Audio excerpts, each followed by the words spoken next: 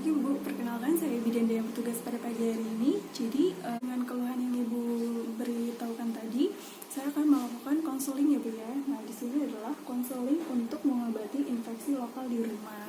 Nah begitu. Jadi tujuannya itu supaya Ibu lebih paham bagaimana cara untuk mengatasi infeksi kulit di rumah begitu. Nah, konseling ini akan dilakukan kurang lebih selama 10-15 menit. Apakah Ibu bersedia? Bersedia Bu ya? Baik, kalau begitu kita mulai. Jadi ada dua jenis infeksi bakteri lokal pada bayi muda yang dapat diobati di rumah. Nah, baik. Yang pertama yaitu infeksi kulit atau pusar. Nah, jadi bagaimana untuk menangani infeksi kulit atau pusar ini? Yang pertama itu yaitu Ibu pastikan bahwa Ibu mencuci tangan dengan benar menggunakan sabun dan air mengalir, lalu keringkan dengan handuk. Setelah sudah memastikan tangan bersih, baru Ibu bisa melakukan perawatan. Nah, yang pertama yaitu bersihkan nanah dan krusta dengan air matang dan sabun secara hati-hati.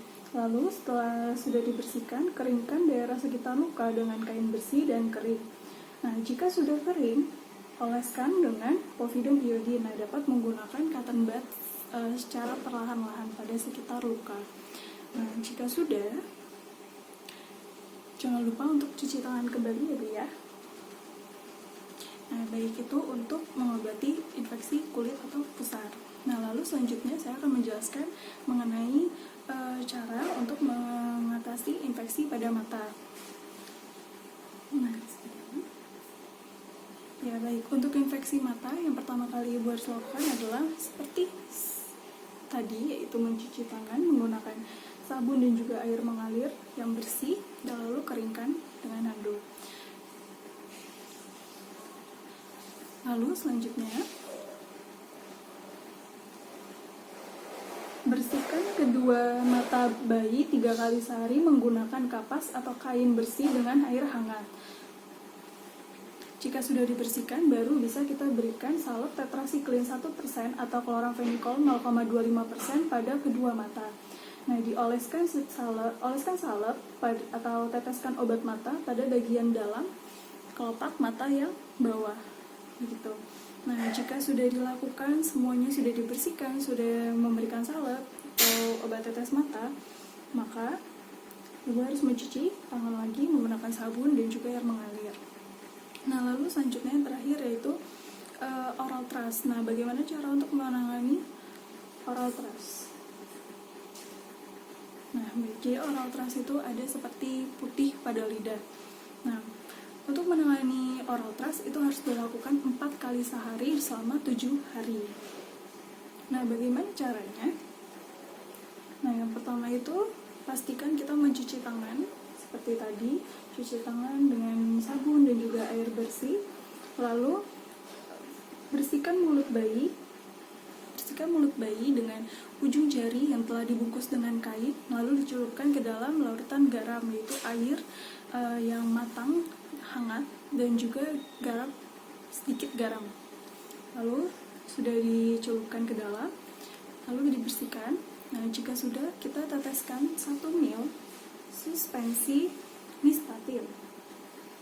Nah, ini diteteskan sebanyak 1 ml di mulut. Nah, itu diteteskan sebanyak 4 kali sehari. Nah, jika sudah selesai, pastikan Ibu mencuci tangan lagi. Nah, baik. Jadi saya sudah menjelaskan 3 macam perawatan, yaitu infeksi kulit atau pusar, lalu yang kedua adalah infeksi mata, lalu yang ketiga oral thrush. Nah, dari ketiga ini apakah ada yang ingin ditanyakan? Tidak ada Ibu ya? Baik. Apakah Ibu sudah paham? Sudah ya Bu? Nah, jadi semoga Ibu bisa mempraktekannya di rumah dengan baik, sesuai dengan yang sudah tadi saya beritahu. Begitu. Nah, jika nanti anak Ibu mengalami hal yang serupa atau mungkin lebih parah dari saat ini, silakan untuk datang kembali untuk diperiksakan. Begitu. Ya, baik. Terima kasih Bu. Baik, Bu, karena ini sedang masa pandemi, saya akan menjelaskan mengenai COVID-19 begitu. Nah, jadi saya akan menjelaskan menggunakan poster ini.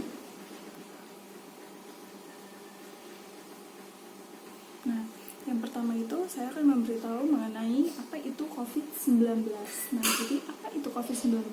Nah, Coronavirus Disease 2019 atau COVID-19 merupakan penyakit menular yang disebabkan oleh virus bernama SARS-CoV-2 atau seringkali disebut virus corona. Nah, lalu bagaimana cara penyebarannya? Nah, penyebarannya itu bisa berupa batuk, bersin, bersalaman, menyentuh benda.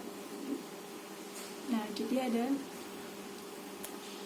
4 macam penyebaran. Nah, untuk pencegahan. Nah, pencegahannya apa sih bisa dilakukan?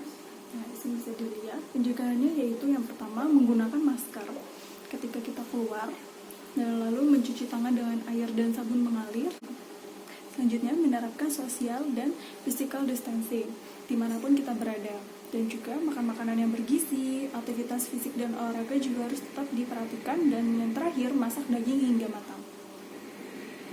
Nah, baik. Selanjutnya, apa saja gejala yang terlihat? Nah, untuk gejalanya ini ada demam, yaitu lebih dari 38 derajat Celcius, lalu letih lesu, nyeri tenggorokan, batuk, sesak nafas. Nah, ini ada kategori yang ringan dan juga ada kategori yang sedang. Nah, untuk yang terakhir saya akan mengenalkan ODP, PDP, dan OTG. Nah, apa itu ODP? Nah, ODP itu dia orang yang ada kontak atau pernah ke daerah terjangkit, tetapi pasien tidak ada gejala atau bergejala ringan. Nah, tata laksananya dia akan diisolasi di rumah, lalu pemeriksaan swab tenggorokan, pemantauan selama 14 hari. Lalu selanjutnya PDP. Nah, untuk PDP ini itu dia ada kontak atau pernah ke daerah terjangkit dengan gejala berat.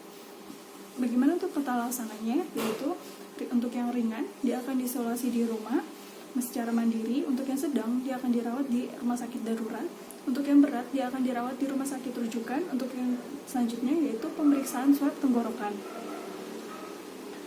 Nah, selanjutnya yaitu OTG.